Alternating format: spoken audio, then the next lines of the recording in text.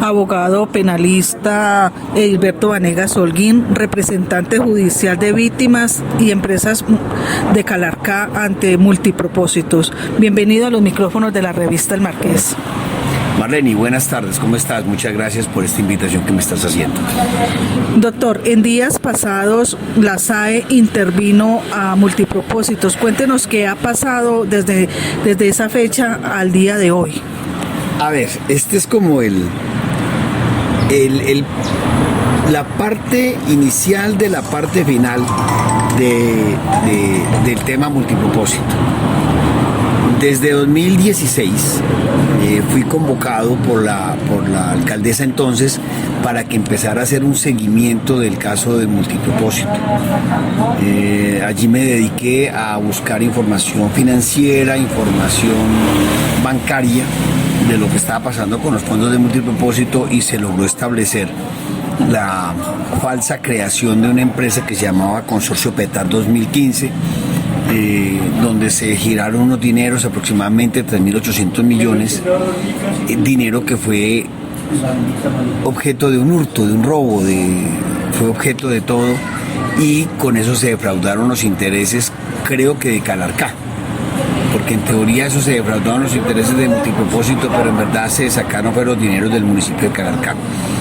Esa investigación se llevó por varios lados de diferentes maneras, pero obviamente dentro de los terrenos de la legalidad, hasta que la Fiscalía en 2019, en el mes de marzo-abril, logró obtener información que permitió perseguir directamente al señor Jorge Arturo Sanabria Sánchez, que lamentablemente murió porque se nos llevó muchos secretos a la tumba. A raíz de eso, la Fiscalía redireccionó la información y comenzó a perseguir a la viuda de Sanabria Sánchez, a la señora Margarita María Malagón Bolaños de Sanabria, y al hijo de el señor Jorge Enrique Sanabria Malagón. Asimismo, a perseguir al señor Milton Antonio Moreno Lemus, quien era el subgerente técnico de Multipropósitos, si la memoria no me falla, y a Caterine Díaz Quirós, que era la auditora de Multipropósito. A ellos se les comenzó a perseguir porque ellos, a través de una figura que creó Sanabria Sánchez, que era la falsa construcción de una petar, se sustrajeron el dinero, con el dinero hicieron gimnasia financiera con unos 3.800 millones, y esos dineros terminaron en las cuentas de doña Margarita, y ella con esos dineros hizo un pago judicial de un proceso que se seguía contra Injomar. Eso le permitió a ella entrar a manejar los derechos políticos de Injomar, de Multipropósito, y a partir de ahí comenzaron a manejar Multipropósito en desmedro de los intereses económicos de ENCA y del municipio de Calarcá. Ya en ese momento la Fiscalía actúa contra estas cuatro personas que he mencionado, sobre la base de que ellos cometieron los delitos de enriquecimiento ilícito, testaferrato, lavado de activos, administración desleal y una serie de falsedades que cometieron, falsedades en documento privado y documento público, que cometieron para poder hurtarse el dinero. Se intentó la captura de los cuatro, solamente se logró la captura del señor Milton Moreno y la señora Caterina Díaz Quirós, en tanto que doña Margarita y Jorge Enrique lograron huir. Milton y Caterine entraron en un proceso de colaboración eficaz con la Fiscalía, con la Justicia, y entregaron la totalidad de la información que ellos tenían sobre los esquemas que se utilizaron para apropiarse de estos dineros. Esta colaboración fue absolutamente valiosa. Ellos entregaron cualquier cantidad de información, es más, esa información da para que la Fiscalía pueda pensar en tener una fase 2, una fase 3 y hasta una fase 4 de lo que ha sido el proceso de defraudación de los intereses de los calarqueños. A raíz de todo esto, luego se intentaron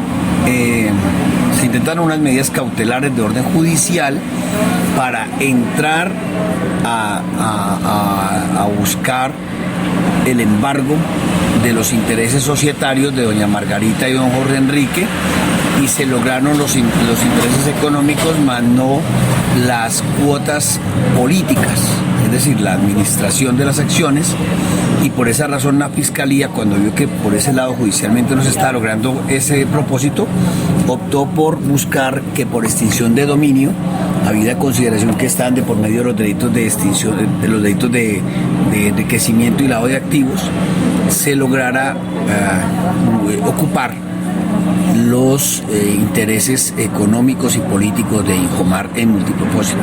Eso se logró desde el mes de noviembre. Es más, anecdóticamente le quiero aclarar que cuando se produce una orden, eso se llama una acción de pretensión de extinción de dominio, la Fiscalía emite una resolución, y con esa resolución se tiene que ocupar materialmente, se llama la materialización de la medida. Se intentó hacer y se halló que Injomar no existe.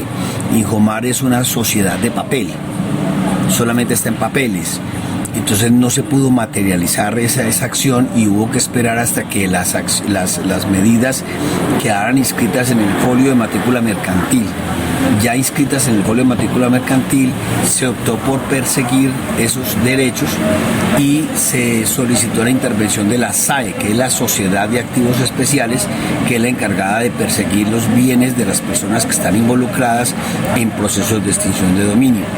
Eso se logró por fin, que ahorita en el mes de abril, principios de mayo, después de Semana Santa, en la semana de Pascua y la semana subsiguiente, se logró que la SAE interviniera las acciones de Injomar en multipropósito, y entonces ya lograran hacer por fin una asamblea de socios, una asamblea universal de socios, donde digamos que se empezó el principio del fin, que es la ocupación de esos derechos de Injomar en multipropósito, para tratar de por fin lograr que la operación de los servicios públicos domiciliarios en Calarcá vuelva a ser de Calarcá. En lo personal quiero dejar en claro que esto es producto de la voluntad conjunta de muchas personas, y lo digo, si el alcalde Luis Alberto Balseros Contreras, el gerente de ENCA, el doctor Curvars Patiño, la intervención del fiscal del caso, que no estoy autorizado a dar el nombre por respeto a la Fiscalía, pero los fiscales, los investigadores, los señores de la SAE, el fiscal que está encargado de la extinción de dominio, no juntan sus voluntades, no habríamos logrado este resultado. En este momento nos enfrentamos a otro tema que también lo vengo observando como abogado de víctimas que soy. Como abogado de víctimas represento al municipio de Calarcá y a ENCA. El municipio de Calarcá es el dueño de ENCA, pero ENCA es una entidad autónoma, entonces tengo que representar a esas dos entidades. Algo que vengo observando es que ya dentro de 14 meses se acaba el contrato de operación, y en ese sentido también veo un compromiso de la administración municipal muy serio en intentar hacer esta transición de la manera más técnica posible, de la manera más transparente posible, de forma tal que se logre recuperar ese proceso de operación para Calarcá. O sea que usted me está diciendo que Balseros sí le va a cumplir a los calarqueños retomando los servicios que tiene multipropósitos en este momento para devolvérselos al municipio, y no como se dice popularmente, que ya se está por debajo de cuerda y que hasta nombre nos han dado que van a entrar a operar estos servicios. La verdad es que las conversaciones que he tenido con ENCA y con el municipio me indican que el compromiso es ese, retomar la operación para el municipio de Calarcá. Pues obviamente no soy quien para forzar o para mantener un compromiso de parte de la administración, pero como abogado de víctimas, como persona que ha venido actuando en esto, creo que el compromiso del municipio, el compromiso del alcalde es ese: intentar hacer una transición técnica, legal, ajustada a derecho, para que la operación de los servicios públicos domiciliarios vuelva a ser del municipio de Calarcá. Es más, entiendo que el costo de los servicios públicos domiciliarios en Calarcá es el más costoso de todo el departamento, más o menos como que sobrepasa en más de un 30%, por ejemplo, Armenia.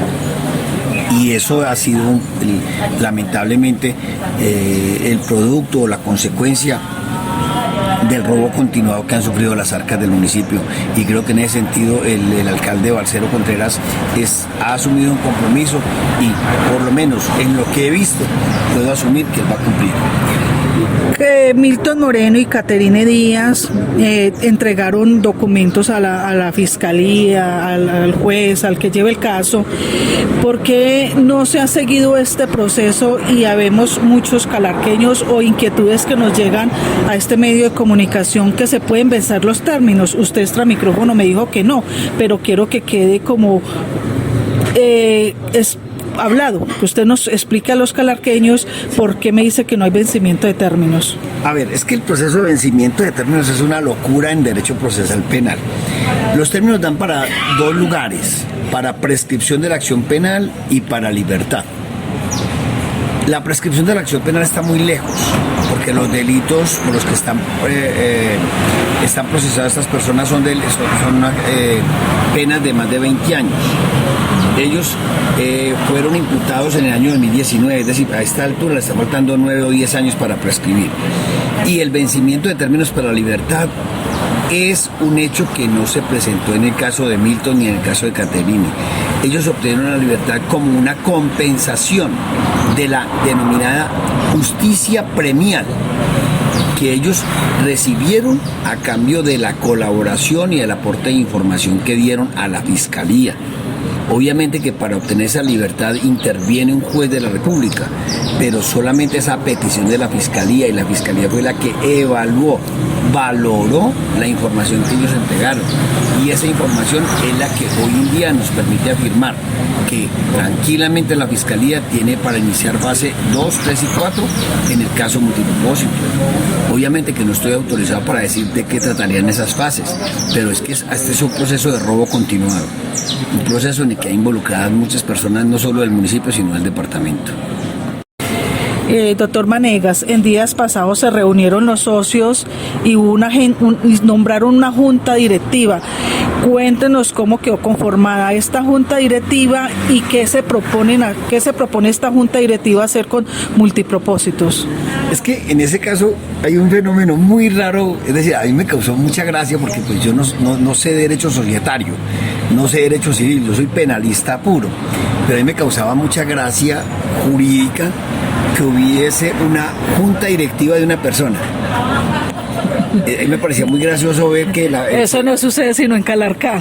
No, tranquilo, eso ocurre en muchas partes, pero es que me causaba gracia porque el único miembro de la junta directiva era un señor, o es un señor, no, era un señor Carlos Arturo González Vera o Vega, no recuerdo en este momento el segundo apellido, que entiendo que es tío del que se desempeña como gerente de multipropósito, Juan Nicolás Alzate González. Y me causaba gracia porque es que una junta directiva es un cuerpo colegiado, ¿cierto? Y esa junta directiva la tiene que nombrar una asamblea de socios, pero la asamblea de socios no se podía reunir porque los socios están huyendo.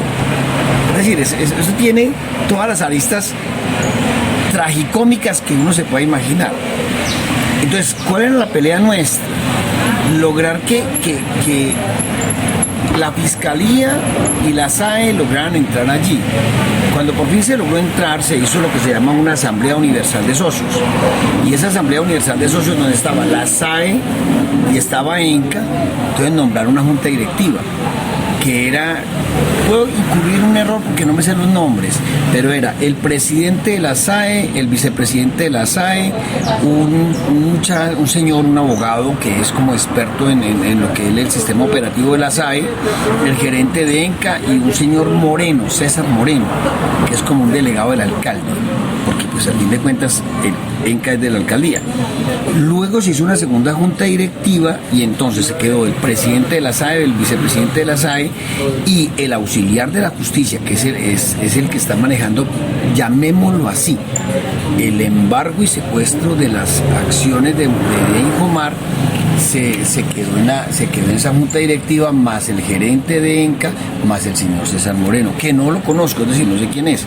Estoy mencionando que esas 5 personas son las que tienen que sentarse a aprobar los estados financieros o revisar los estados financieros, además de eso pronunciarse en torno a la gestión que haya realizado hasta este momento el gerente de ENCA, y si lo consideran pertinente o no, pues prescindir de los servicios de él para nombrar un nuevo gerente. Eso ya es una decisión que la toma la junta directiva. No, yo no puedo entrar a calificar esa situación porque, insisto, de derecho financiero y de derecho societario no tengo la menor idea.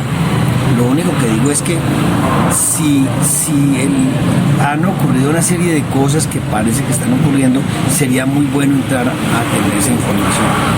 Hay algo que me llama la atención, y es usted siendo el representante y el que está defendiendo los intereses de nosotros los calarqueños, ¿por qué no está dentro de esa junta que a la final es el que nos va a defender? No, yo no puedo. No puedo porque tengo una incompatibilidad, casi que una inhabilidad jurídica. Yo soy el abogado que se encarga de representar los intereses del municipio, pero siempre he pensado que por uno estar en una junta directiva tiene que tener unos conocimientos muy especializados del tema.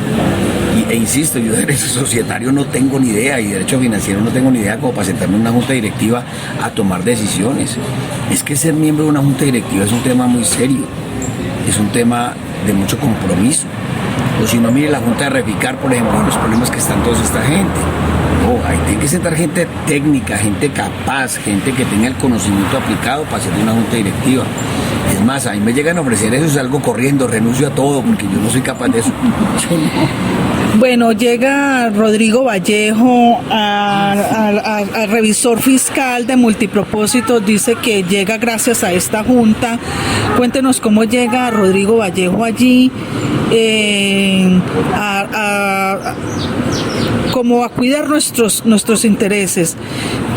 A ver, yo al doctor Rodrigo Vallejo lo conozco desde varios ángulos. Lo conozco como concejal, lo conozco como colega mío en la universidad, lo conozco en 2 actos temporada de unas sociedades en las que él ha intervenido y lo ha hecho, en mi sentir, con lujo de competencias. Entiendo que había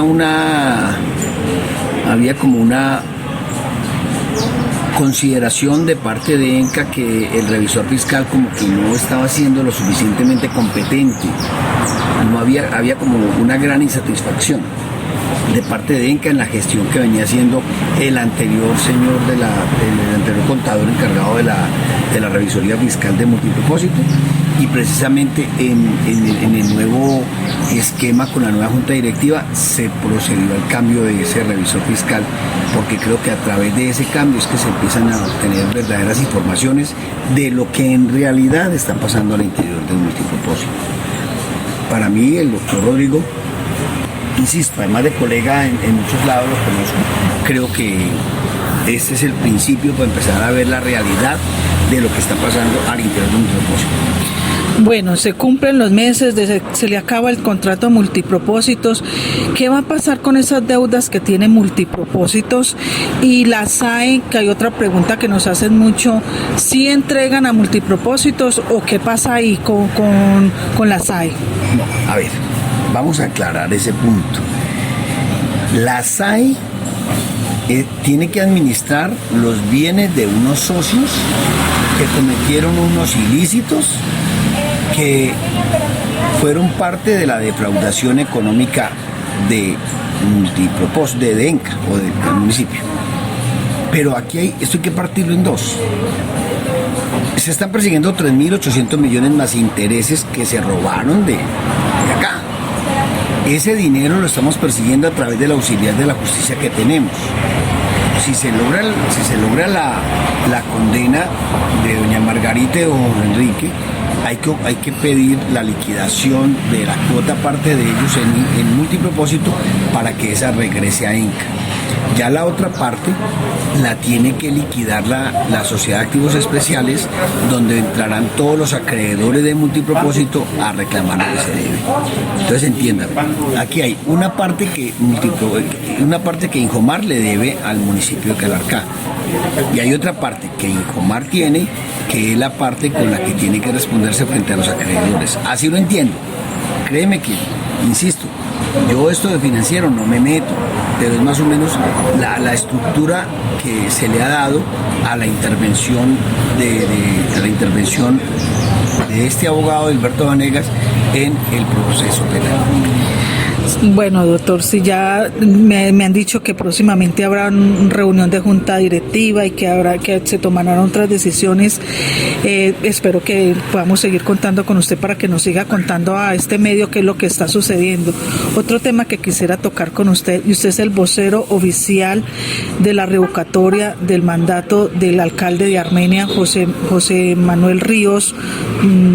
Cuéntenos cómo llega usted allí y por qué toman esa decisión de la revocatoria del alcalde. A ver, este es un proceso cívico. Este es un proceso al que se llega después de hacer todo un análisis, un seguimiento de las acciones del alcalde. Lamentablemente el alcalde ha ejecutado una serie de actos que desdicen de los compromisos que él asumió en campaña y en plan de gobierno. Entonces han ocurrido una serie de eventos lamentablemente desastrosos. La misma suspensión, el mismo proceso disciplinario, el mismo proceso penal, el mismo equipo que él tiene de gobierno. Hay un tema que me parece supremamente delicado, y es que pareciera como que el alcalde no es autónomo.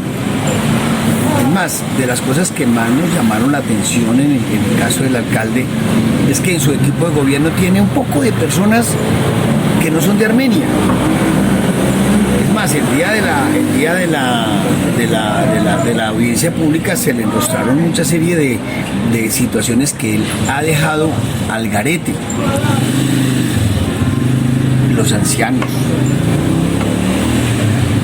Él se comprometió a acabar con valorización y está impulsándola. Aquí queremos hacer una serie de obras por valorización cuando ya sabemos que ese es un esquema completamente fallido.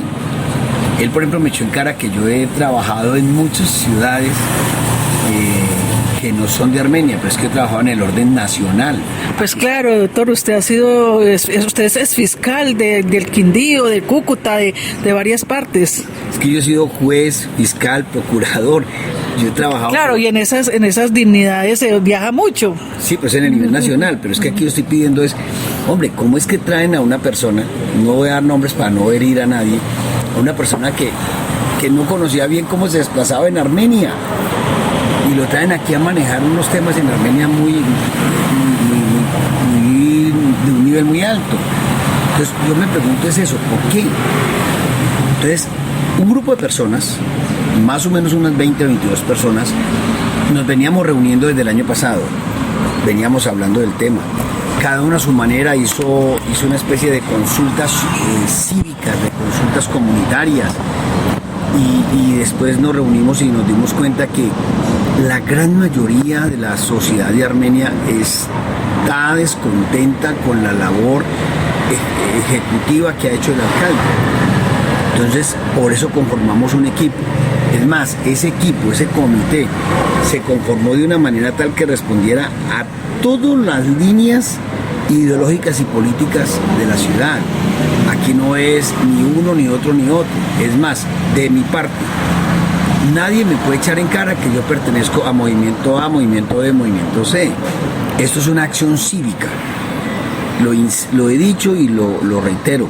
En este cuento estamos haciendo ciudad, estamos construyendo territorio, estamos pidiendo un gobierno real, un gobierno para los armenios, un gobierno de una persona que quiera la ciudad y que quiera sacar adelante los intereses de la ciudad, porque hay veces que lamentablemente, hemos encontrado que en los últimos 25 años se ha entrado casi que a saco a robarse los fondos del municipio.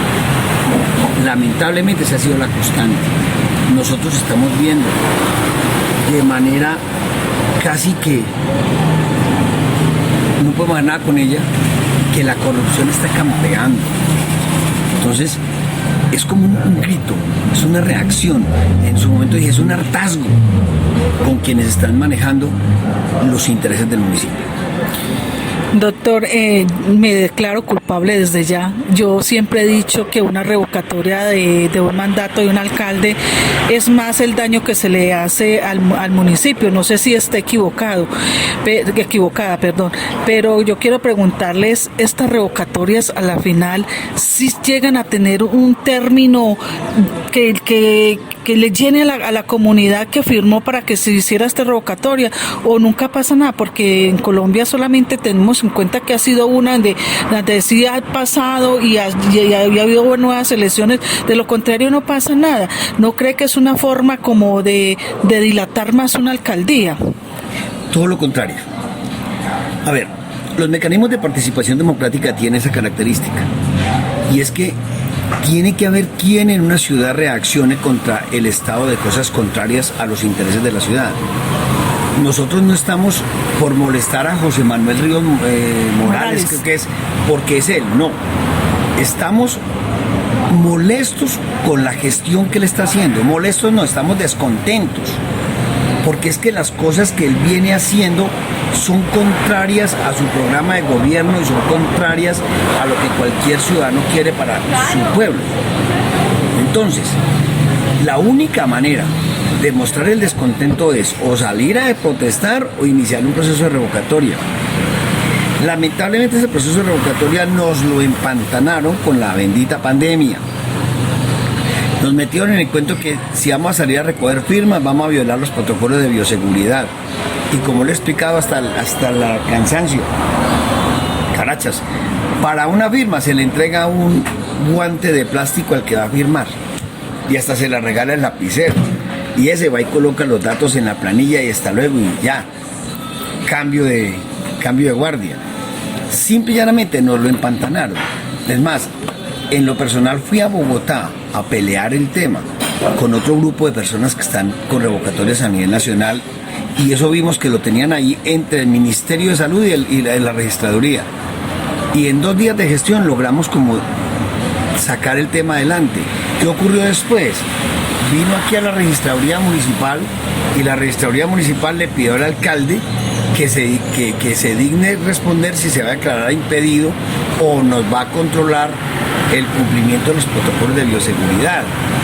Es decir, eso es muy chistoso, porque entonces él va a decir, bueno, yo lo controlo, listo, que nos controle, a mí no me molesta, y salimos a recoger las firmas, y una vez recogemos las firmas nos tienen que validar las firmas.